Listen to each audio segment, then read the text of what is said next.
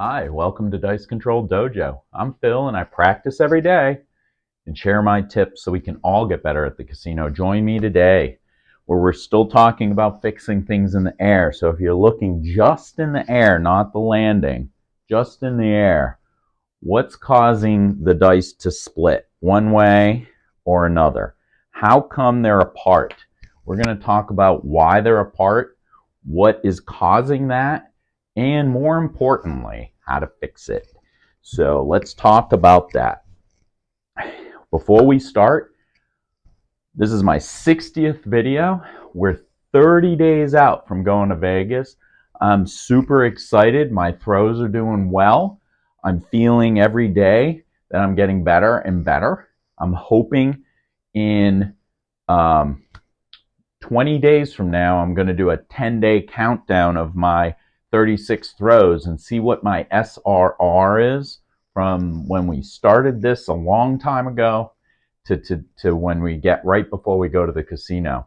And hopefully I'm not disappointed that my SRR is bad. But once again, when we're talking about SRR, does it really matter on how you throw? Or is it the numbers on both dice on axis, the single pitches, the double pitches? Is that what's more relevant to my throw? And that's what I'm going to learn. We'll go to the casinos and we'll throw and we'll see how I do. And I'll report it back and see if this 90 days was even worth it. And was it a moneymaker? I'm hoping it is. I really am. So I hope you join me. So today we're talking about the dice splitting in the air. So if you're just looking in the air and you're videotaping yourself and you're seeing that when you throw the dice, they're instantly starting apart, right? They may go apart like this. They may go apart and they go into each other, right? So what's causing that? Well, there's a couple things that could be doing that. The one main topic that it could be, based on how the throw is your pressure of your middle finger and your thumb. So it's almost like the tongue grip. If that pressure is too much or not enough, and your pressure of the other two fingers is stronger, see, look, I'm putting pressure on the outside of that dice, and look what happens. Just like that, right? Just like that.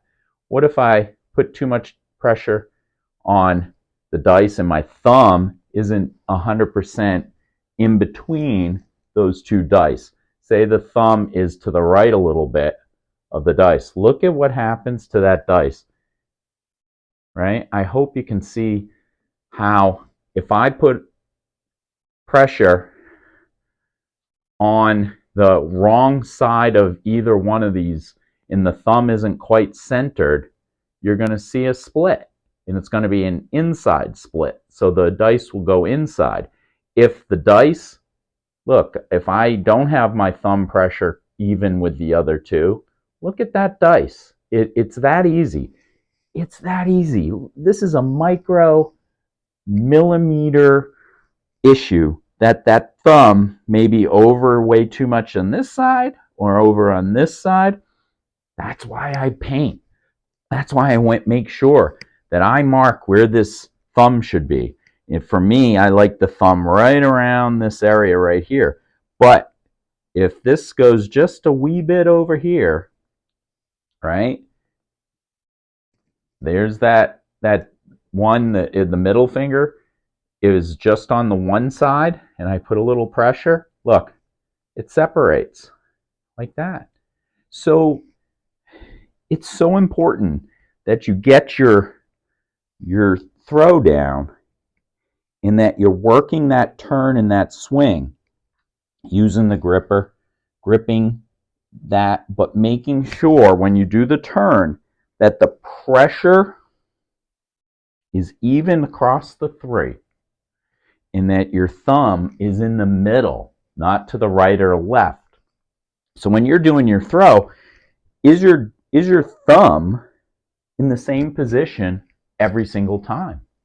If it's not, and you're you don't have an even pressure between the two dice, you're going to have the dice split. Look, just on the one side, if your thumb is on one side or your middle finger's off, just a millimeter could set this all off. This all involves your daily practice. This is why you practice every day, because you've got to get this down quick. When you get the dice, you can't be sitting there worrying about the millimeters. You got to be able to know, okay, that's where my set is, and that's how I'm throwing. It's got to be that quick. So you can't think about it. You got to have it down. So when we're talking about people, and I hope my craps crew are listening, you can't just practice a few days and go. Why we practice every day for a long time and try and get that muscle memory down is so we can do those minor tweaks of what we're seeing, what's causing each and every throw. We're diagnosing it, we're talking about it. So at this level right now, you've listened to 30, 40 videos, and you see me talk about the practice, and you talk about each turn. What I'm trying to do in these videos is say, okay, I'm recognizing there's a problem, and I need to fix it. So what caused that problem? Why did my dice split? Well, it's pressure. It's pressure, pressure, pressure. And it's so hard when we talk about people thinking that dice control doesn't work. I believe it doesn't work because people who say they are dice controllers aren't practicing or working at it on a daily basis. So when we throw, yeah, and as always, we're going to have those 0.7s, we're going to have those short throws. Everybody does, but we're just trying to cut it down. So normally when you see people that think they're dice controllers, they might have not thrown for a month or two. They come up to the table, they're doing the same thing they always do, and you get everybody around the table going, ooh, this guy's a good thrower, but you don't know what his past is like. You don't know how he's been practicing all week, if he's had a drink, he's had 2 drinks, you don't know it.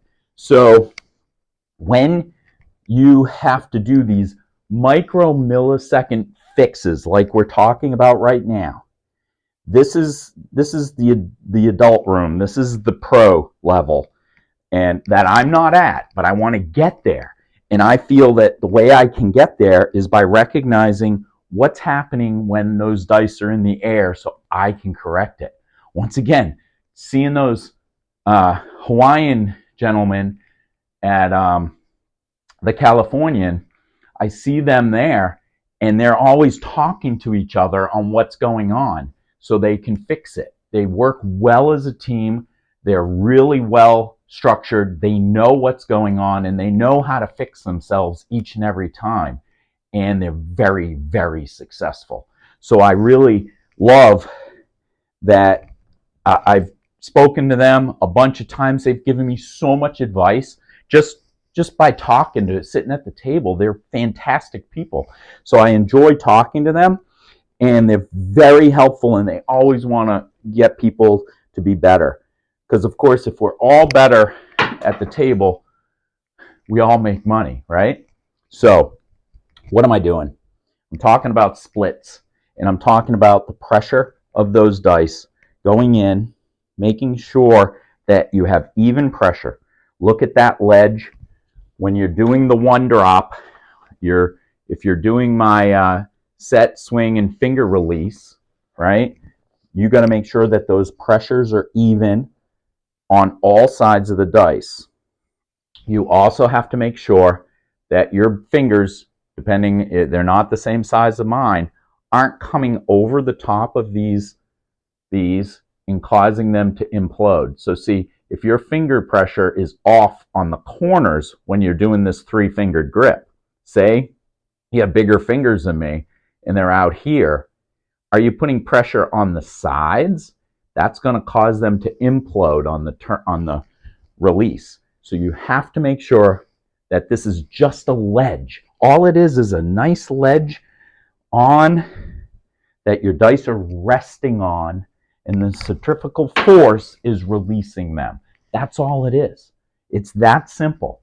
So when you're practicing each day, if they're splitting, you got to get back to basics, making sure your finger grip is tight, straight, and it's not putting pressure on the outside. If it's imploding, is it the outside pressure? If it's imploding, is it too much pressure here? Or is your thumb to the left or the right causing it to move? You have to see that. Practice what you're seeing in the air if you're looking at the air part of the throw on what is it doing and how do you fix it. And hopefully this little seminar, without me going on a 5-minute rant on how great the Hawaiian guys are, gets you to where you need to be and understand how the split works. Too much pressure on the outside or inside, and you have to make sure that it's even. So practice that.